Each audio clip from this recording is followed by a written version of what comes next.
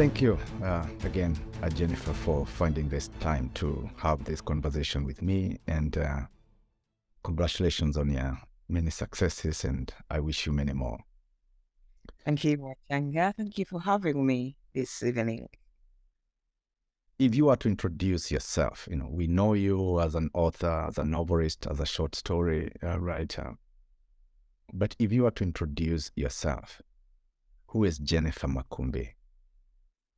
Jennifer Makumbi is an author from Uganda, and I write fiction, both short stories and long fiction.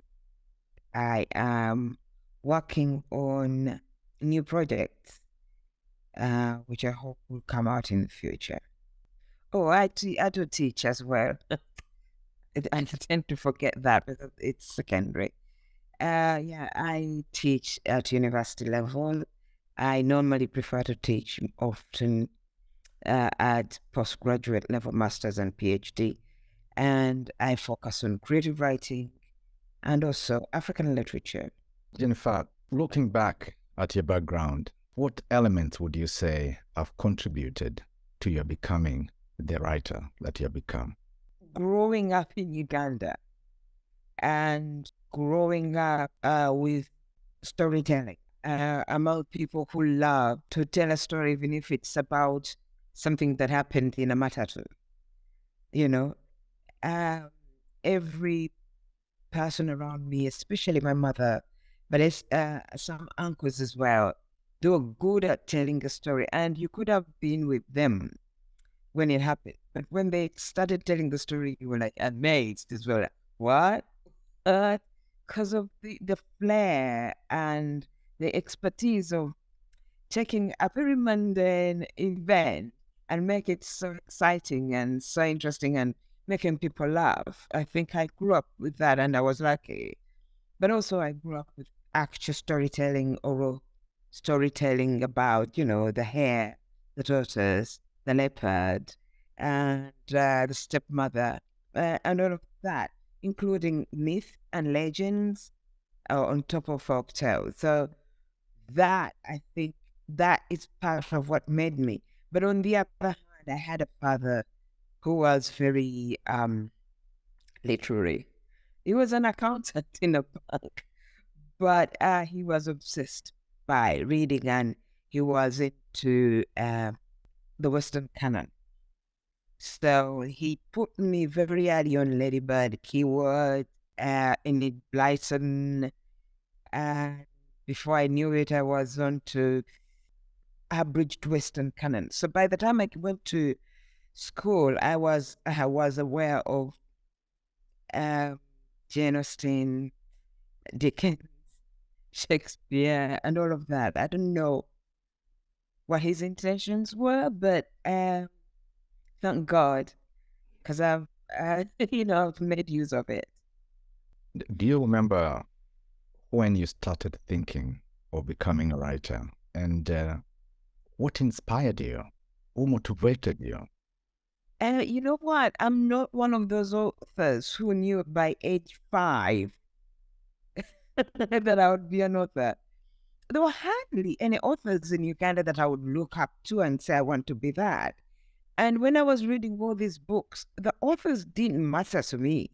It was the story, So I was never curious about the authors that I read when I was young. Even when I started reading African writers series, because I started those ones very young. Often I ran out of reading material. So I would go to my dad's bookshelf and look for the thinnest African writers series and read that. But even then, I was never curious about Ngugi, who was very closest to me as an East African. I was never curious about Achebe, whose many books I read quite young. So I never aspired at all to become a writer. And I come from a generation in Uganda, which was all about getting a job that pays the bills. You can pay your rent, buy a house, that sort of thing. So kind of upbringing never considered the arts. You had to be a doctor, a lawyer, an engineer, and a teacher. You know those jobs, you walk out of university and into a job that paid you a monthly rent, salary. So for me, it never happened that way. But the writer was in me because, first of all, in high school, I was reading a lot, and most of the girls in my dormitory were not readers. But often when I finished a book, they would say, "Can you tell us the story?" And I would retell it in my first language, in Luganda, which of course I used to do when I was younger, when I was reading all the fairy tales from the West. So I was quite a storyteller right from childhood. And it started to manifest itself when I wrote plays for competitions in high school. But even then, remember, plays have an immediate audience. And as soon as you performed it and showed it, you walk away, you're thinking of the next one. So the idea of being published and perpetuating myself as a writer didn't occur to me late, until I think when I was a teacher. And I was working with a British headmaster who said, "You know, Jennifer, you need to get published if you're going to be a respectable English teacher." And then he thought I could write stories, and he would write the grammatical and structured part of it. But then when I started writing, I created the character that ended up in The First Woman. And I didn't stop. I just went. And that's when I realized, okay, probably I do have a talent for this. If I'm a taxi driver and I pick you up from the airport in Kampala or in Nairobi, Yeah. and you're carrying your books, and I see you with those books, and I ask you, "Can you tell me about those books?" What would you tell me? But I would say these stories about Ugandans up to no good. You know, so in the novel, is in Gentle, I'm talking about Ugandans before the Europeans start to arrive. And then, of course, I would take him into the idea that, you know, we never talk about our history before Europeans were here. And it's wonderful and it's beautiful and it's ugly and it's everything that you can imagine. So in Shinto, I take you back to the 1700 and I tell you about Buganda Kingdom and what we were up to, you know, and then I connect that to the present and show you how there's such a string from your great grandfather who lived 250 years ago to you, which you have never explored, you know, but this book shows you how you can find it and find yourself and understand yourself. And we Africans love that. We tend to want to see our life as continuous from far back. And then I'll talk about the short stories as these are people, Ugandans who've gone abroad and they went thinking, well, they're going to the land of milk and honey, and it's not working out that way. And having lived that life, I want to tell Ugandans back home that, you know what, be careful. What you see in films and then you read in novels and in documentaries may not be truly true of the West, you know, and don't put so much hope on coming here and being happy or on someone, you know, being here and helping you back home. So it's like me being in the West and writing letters back home saying, ooh, things are not going perfectly as well as I thought. And with The First Woman, it's again, I want to talk to African and say, you know how people say feminism came from the West? Or in this book, I show you how it was here. We started our feminism. We just abandoned it with Western feminism arrived. But now that Western feminism is not working very well, we are running back to say, okay, what did our grandmothers and our grandmothers leave behind? And much of that you find in those traditional stories your parents, your grandparents told you.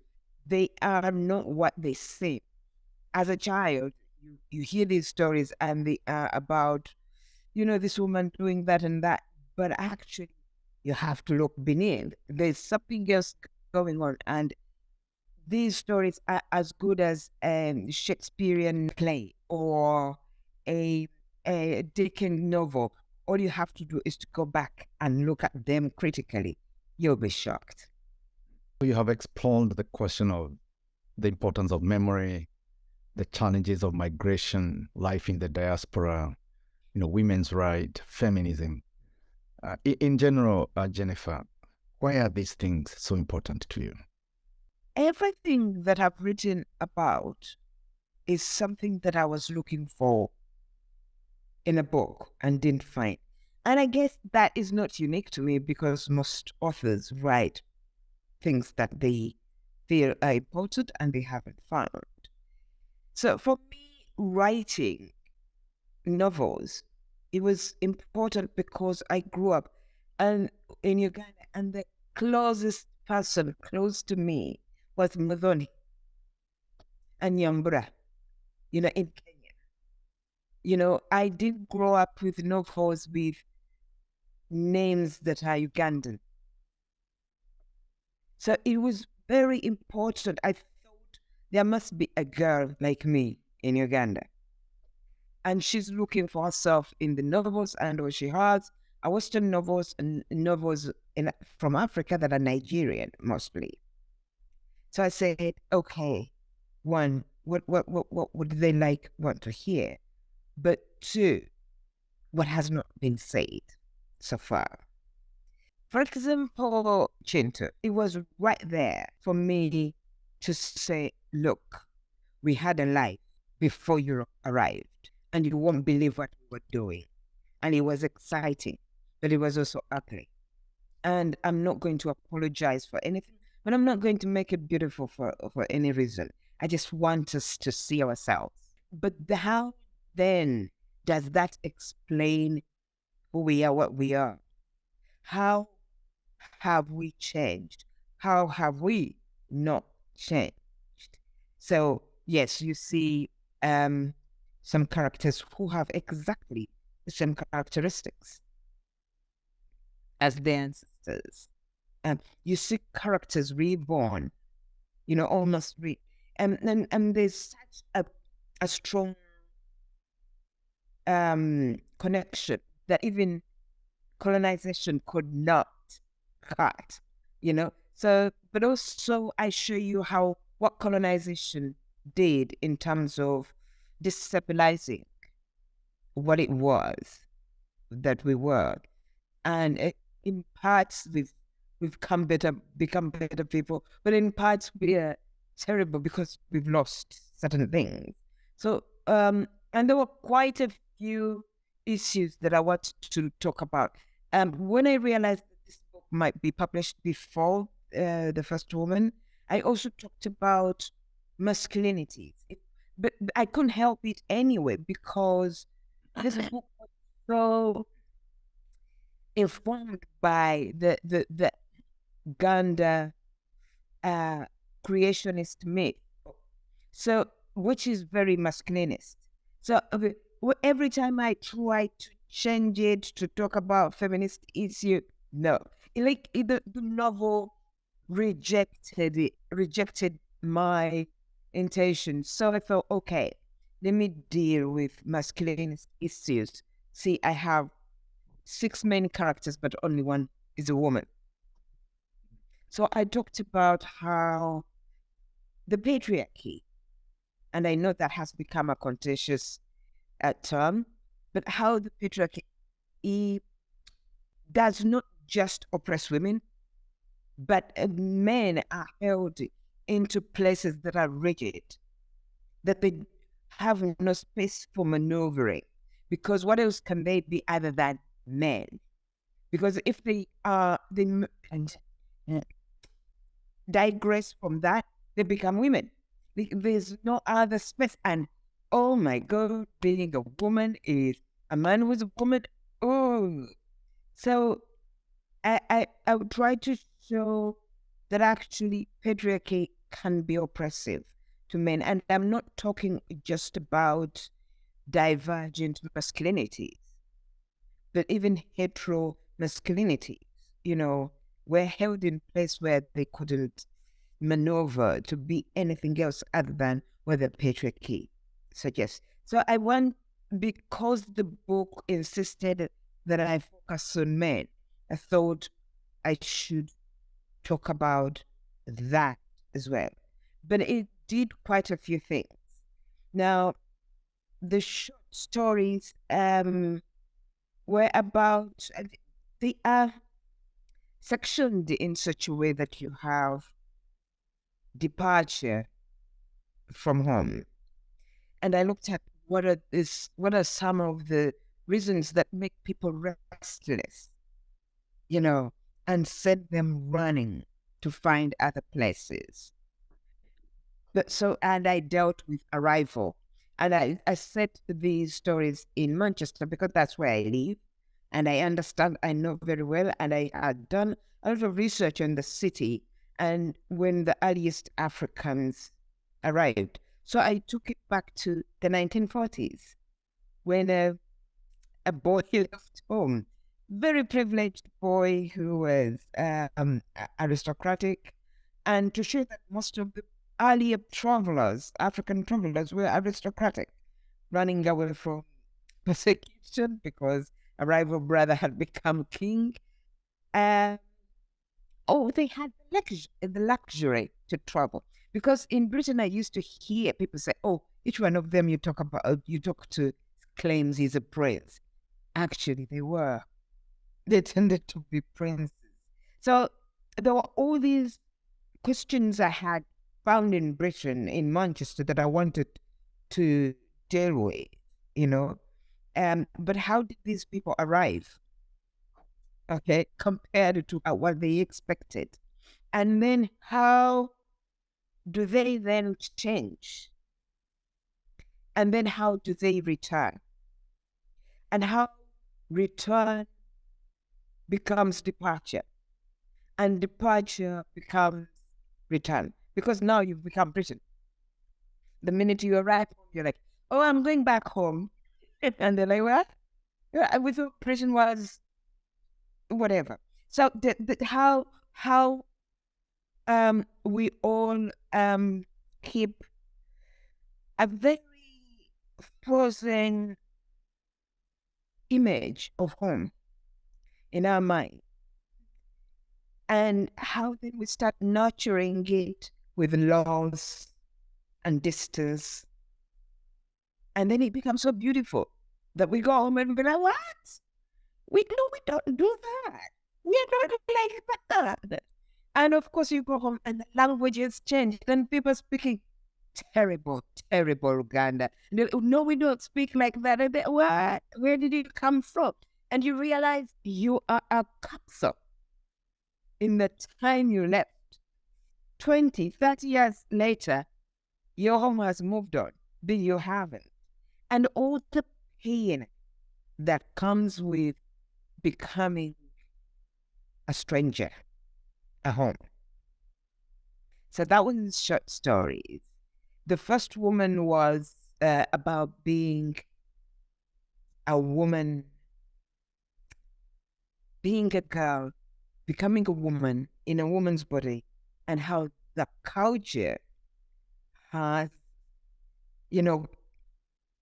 gone and planted myth around the female body, and how women then carry those myths and play into the myth or reject them. So with that, I wanted to talk to young girls especially. But most of all, I wanted to talk to my son, my father, my grandfather, my uncles, my husband, and all the men in my life that I love, to say, I don't know how you see this body, but this is the truth. I know these are the myths around me, about my body, but this is what it's like to be a woman. And therefore, I wanted to show the whole body in its grandeur and its ugliness, whatever the perception, yeah? And said, but this is how it feels to live in it.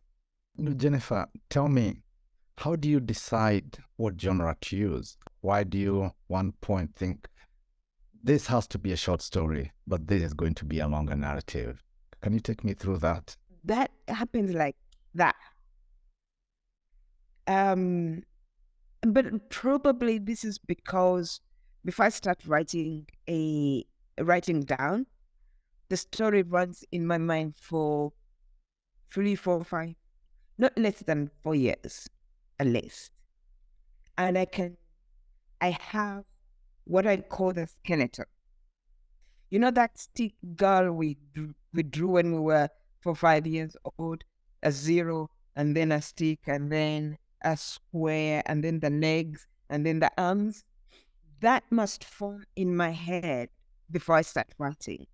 And so I know immediately that that's going to be a short story, and this is going to be a novel.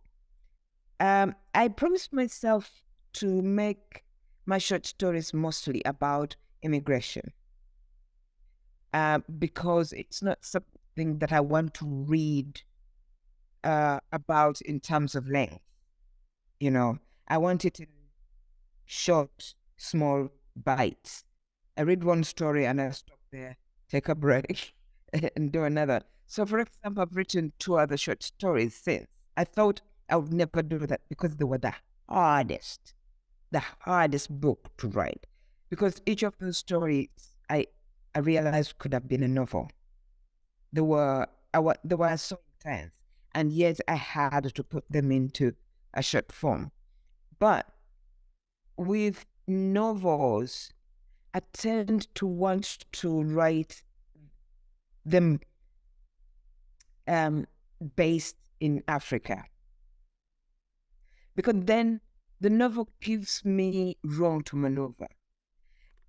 One of the things you must realize is that my novels work hard, work hard.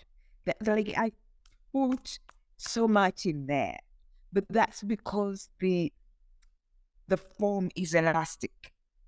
It allows me to do this and that and that. And I don't think I'm going to write very many novels because they are intense. They are doing so much.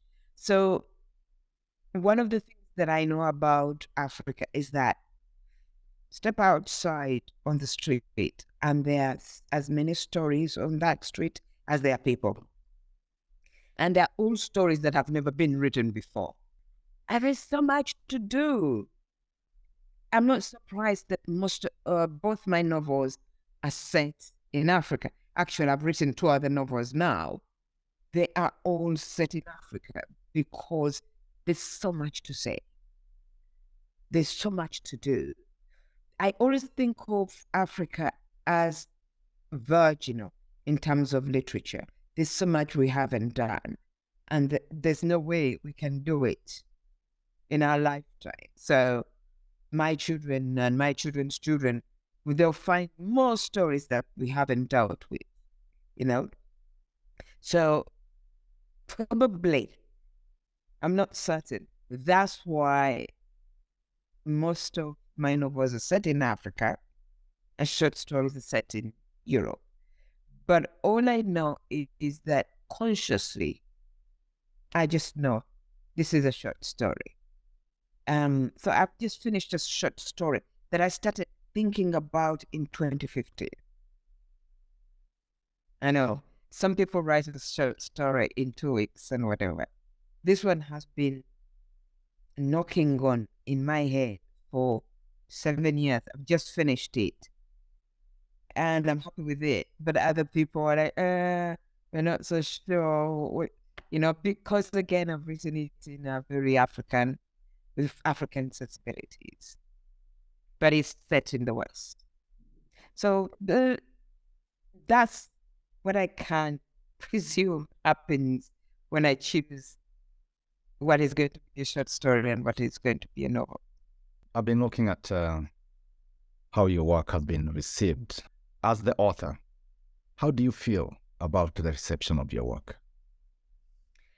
Well, the reception of my work is probably divided in a few components.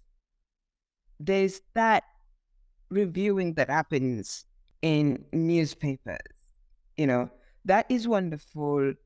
I am very grateful for it, and it helps in terms of marketing. But as a person, I rarely read them.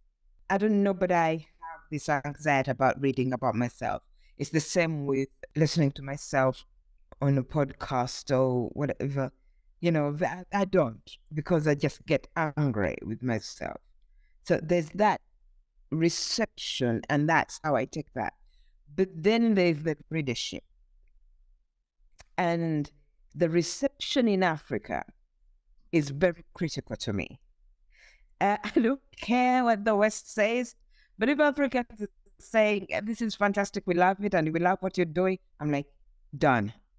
So for me, because I focus on readership in Africa, my nervousness is when the book arrives, especially back in Uganda, back in East Africa, where my culture is familiar, especially among the Bantu, but also in West Africa, because that's my world.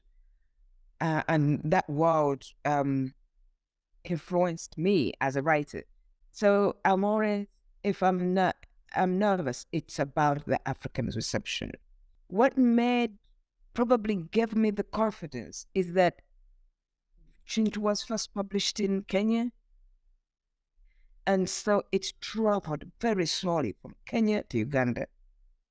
And then people started talking about it, and it traveled to West Africa. And people continued talking about it, and it traveled to the US, to Canada, and all people started writing to me about it until it was published in the US and then the UK. And so it's that thing, I don't have a name for it, that happened in Africa around Chintu. That sort of gave me this confidence to continue writing the way I do, because I know the Africans have got me and they've got my back. So yes, I get a lot of reviews around the US and the UK and in the other translations that I've done, and it's wonderful. But I know that readers in Africa don't have a big voice in terms of being seen, in terms of canonizing my books around the world. And so I know the West canonizes my book, but to me, it's the reception back home. And I only see that when I travel, because I'm not going to listen to, I'm not on social media and whatever. So it's until I go back home. So for example, around Chintu, people are coming to me and say, you mean you can write about Katwe, the slums and the hills, and it's important? I said, look, we knew about a London Bridge from nursery rhymes. We knew about Buckingham Palace and all of those places because they write themselves. We know about the Statue of Liberty through films, through books, through what, because they write about themselves. I am going to write myself. And what I have are the hills in Kampala and the slums. But I'm going to make them so interesting that someone will come into Uganda and say, take me to Katwe. And indeed, it happened. A lot of Americans arrive in Uganda and say, okay, take me, I've been reading Chintu. Take me to Aurelia. I want to see Aurelia. Take me to Katwe. Do you know, that a Ugandan coming to me and saying that to me is enough. Or someone saying, you wrote about my family. How did you know about me? All our names. You even knew where we lived. Okay, maybe not. But that sense of Ugandans seeing themselves in literature that is read around the world, that was huge. But also going around Africa and Africans say, oh my God, we are so the same. Africa is a country. I'm like, yeah, because I grew up on your literature and it makes sense to me, And no one says, oh, what did this mean? It's funny how Africans read. Do you know what I mean?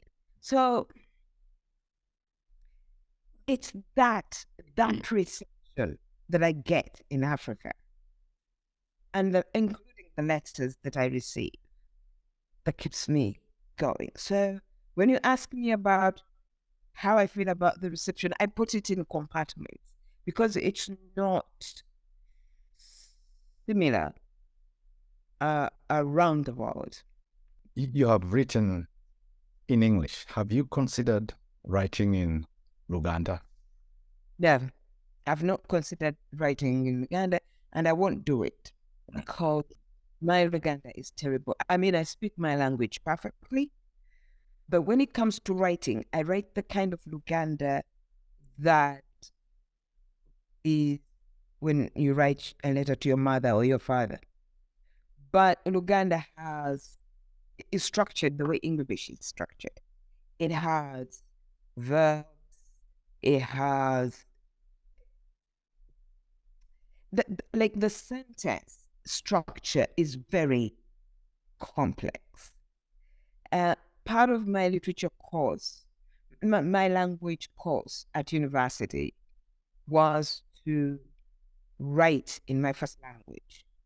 And I felt that motivated because I wrote words, because of the way we speak, some words are not, we say words that are together.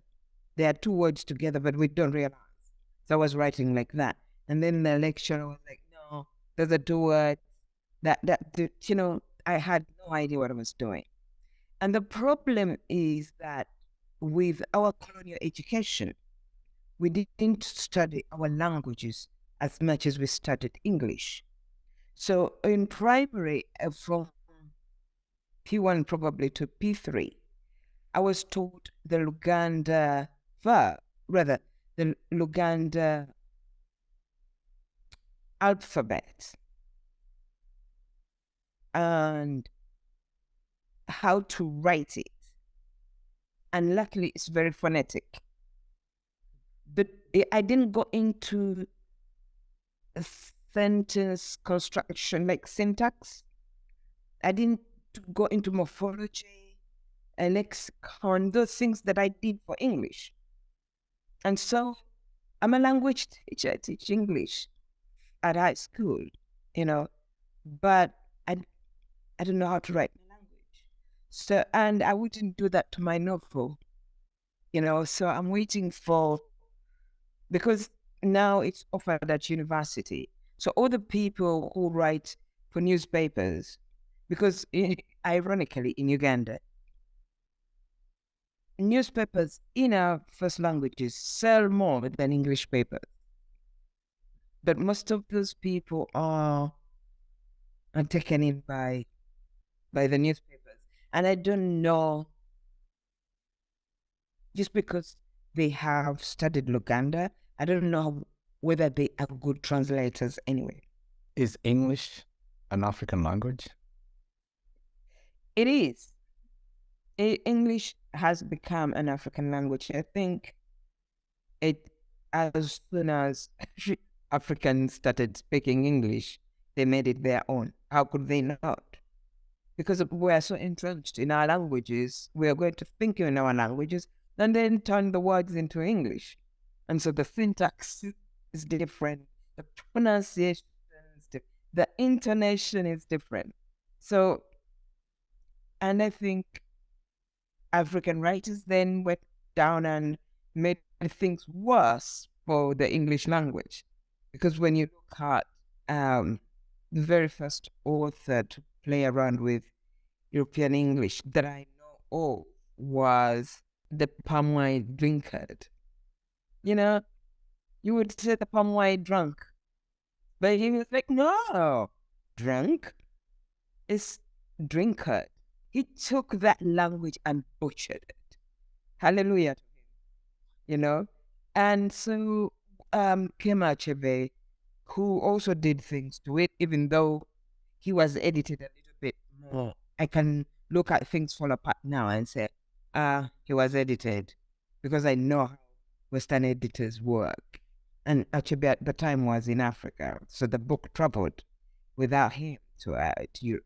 And remember, his book as well, it didn't only travel for publication, but for typing. So that he sent a manuscript to a typing pool in London, and it was handwritten. So you can imagine what the typist did. And then it traveled back, and then he sent it to an agent because it was typed. So you can imagine all the phases it went through to have what we have. You know, they must have cleaned it, but still, he got away with a lot. So seeing that, I'm like, okay, this is my language. But it's not just literature, it's music as well. It's everyday speech. I mean, I come home and I listen to the people speaking English, and because now I've got an English ear, I'm like, what the hell? It's wonderful. And so an English person, and this has set us free, because when people edit my books and they say, oh, this is not right, I say, according to what? According to which English? I write English. According to which rules? You know, you can't say that, you know? So, of course, English is an African language. What do you think is the role of the writer in Africa in this century?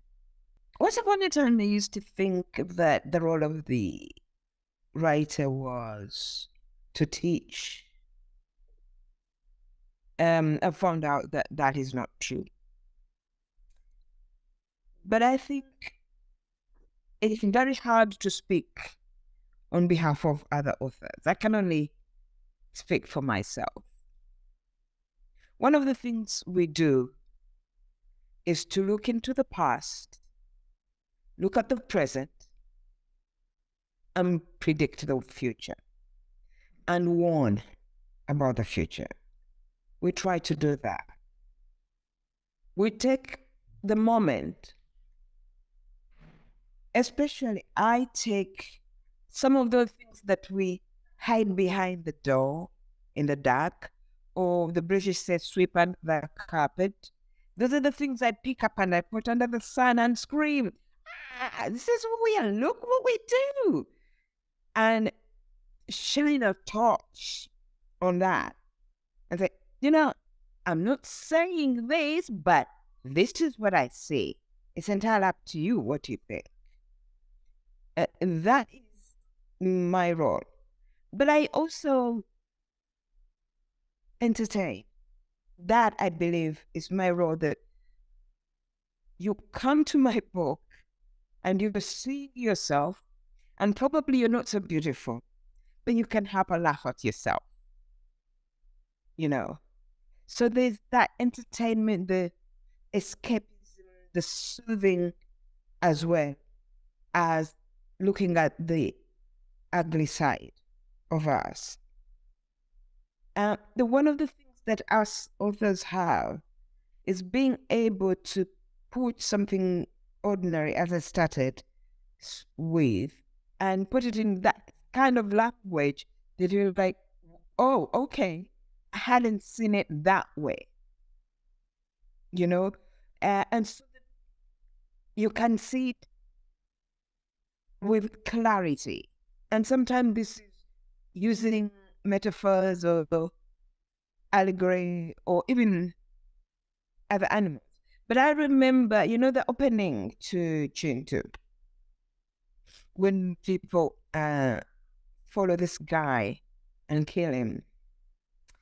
I went back home and my sister said, I read that opening and I threw away the book. I just couldn't handle it. And I said, but it happens. He said, yeah, but not like that. I said, it's exactly like that. It's just that you see it from a distance. I just took away the distance and I made you part of it so that you can see the savagery, the pain, the mistakes, and how we all take our problems, our issues, our pain, and put it on this single body, and we sacrifice that body. And she said, we grew up together, but I didn't see that in you. I was surprised. What would she see? Well, what did she want to see before so that it could prepare for my book? But I felt, of course she read it. And she said, I was looking for my family. I was looking for us. We were not there. I said, no, I wasn't writing about you. I was writing about Uganda. So for me, I felt that I had done my job. If I had brought the horror of mob justice to Ugandans, that was a job well done. Okay. But other authors hold powers that be to account. And I normally stay away from that. I prefer to deal with culture because politicians come and go. They're ephemeral and therefore they date your book. But culture is very hard to shake. But that idea of holding the powers to account is one of them. And we also inspire. So the two books that I'm working on now are about inspiration. What can we be? And this time I've gone really African and global, though set in Uganda, but it's really Black and African. And I'm asking questions. What can we be? How can we be? How can we stop being victims? Those are my roles. Thank you. And I wish you continued success. I could go on and on, but I want to be respectful to the time that I had asked of you. I wish you well. Thank you. Thank you for having me. All right, Jack. Take care. Goodbye.